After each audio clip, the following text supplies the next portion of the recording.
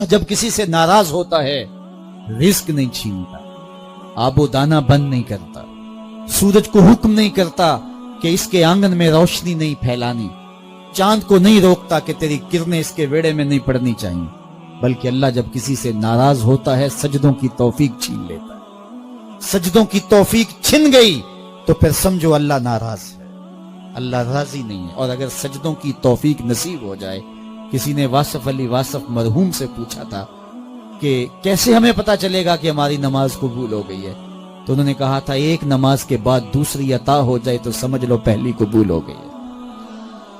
تو نمازوں کا نصیب ہونا یہ اللہ کی رضا اور اللہ کی خوشنودی کی دلیل ہے، اور سجدوں کی توفیق کا چھن جانا یہ اللہ کی ناراضگی کی دلیل ہے۔ میں اور آپ دیکھیں کہ ہم کہاں کھڑے۔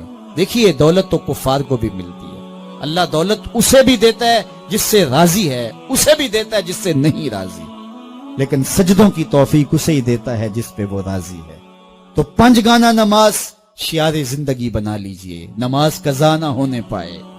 قیامت کے دن بے نمازی اس صف میں کھڑا ہوگا جس صف میں نمرود کھڑا ہوگا، جس صف میں حامان کھڑا ہوگا، قارون کھڑا ہوگا، شداد کھڑا ہوگا۔ مجھے بتائیے ہم میں سے کوئی یہ گوارہ کرتا ہے ہم اس صف میں کھڑے کر دیے جائیں جہاں دشمنان خدا کھڑے ہوں؟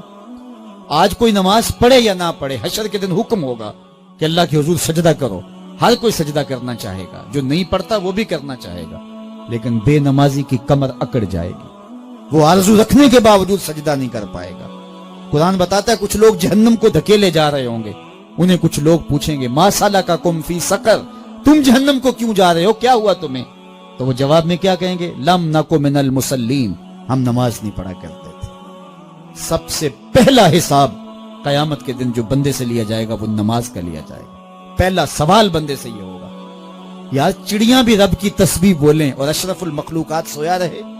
جب صبح کا وقت ہوتا ہے حشرات الارض بھی بلوں سے نکل کے رب کی تقدیس کے ترانے پڑھ رہے ہوتے ہیں۔ درختوں کی شاخوں پہ چڑیاں پرندے وہ بھی اللہ کی تقدیس کے ترانے پڑھ رہے ہوتے ہیں۔ حشرات الارض بھی اس کی تقدیس کے گیت گا رہے ہوتے ہیں، اور اشرف المخلوقات خراٹے لے رہا ہو، اس سے بڑی بد نصیبی کیا ہو سکتی؟ آئیے 5 گانا نماز شعار زندگی بنا لے۔ اس مجلس میں اگر کوئی بے نمازی ہے تو آج عزم مصمم کر کے یہاں سے لوٹے کہ آج کے بعد نماز نہیں چھوڑوں گا۔ اور اگر آپ 5 گانا نماز کی عادت رکھتے ہیں تو آپ کو مبارک ہو، لیکن یہ عزم کر کے جائیے اپنے گھروں میں، اپنے اعزاء و اقرباء اور اپنے دوستوں میں اس زور سے تلقین اور تاکید کریں گے نماز کی کہ وہ پکے نمازی بن جائیں گے۔ بندہ بندگی سے سجتا ہے، زندگی آمد برائے بندگی، زندگی بے بندگی شرمندگی۔ اگر زندگی میں بندگی نہیں تو زندگی کے پلے ہے کیا؟ علماء نے لکھا ہے کہ یہ سارے درخت حالت قیام میں ہیں، چوپائے حالت رکوع میں ہیں، مینڈک تشہد میں ہیں، اور حشرات الارض سجدے میں ہیں، اور انسان اشرف المخلوقات ہے۔ اس کی عبادت میں درختوں کا قیام بھی رکھا گیا، اور رکوع بھی رکھے گئے، اور سجدے بھی رکھے گئے، اور قعدے بھی رکھے گئے، اس لیے تاکہ اس کی عبادت تمام مخلوقات کی عبادات کی جامع بن جائے۔ لیکن اس کے باوجود اللہ کے حضور سجدہ ریز ہونا پسند نہ کرے تو بتائیے کیسے رحمتیں اس کے اوپر اتریں گی؟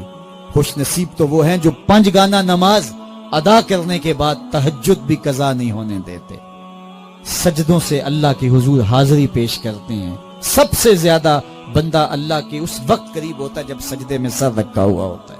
انسان کے اشرف اعضاء اس کے سر میں ہیں، بولنے کی قوت زبان سر میں، دیکھنے کی قوت آنکھیں سر میں، سونگنے کی قوت ناک سر میں، چکھنے کی قوت زبان سر میں، سننے کی قوت کان سر میں، سوچنے کی قوت دماغ سر میں، اور سر مالک کے در پہ۔ ناک بھی رگڑ رہا ہے، پیشانی بھی رگڑ رہا ہے، اور زبان سے کیا کہہ رہا ہے؟ سبحان ربی الاعلی، مالک مجھ سے نیچے کوئی نہیں، تیرے سے بالا کوئی نہیں۔ انسان کو بندگی کا ذوق جب نصیب ہو جاتا ہے، جب اس کے حضور بندہ جھکنے لگ جاتا ہے تو پھر وہ کسی کے آگے نہیں جھکتا۔ وہ ایک سجدہ جسے تو گراں سمجھتا ہے 1000 سجدے سے آدمی کو دیتا ہے۔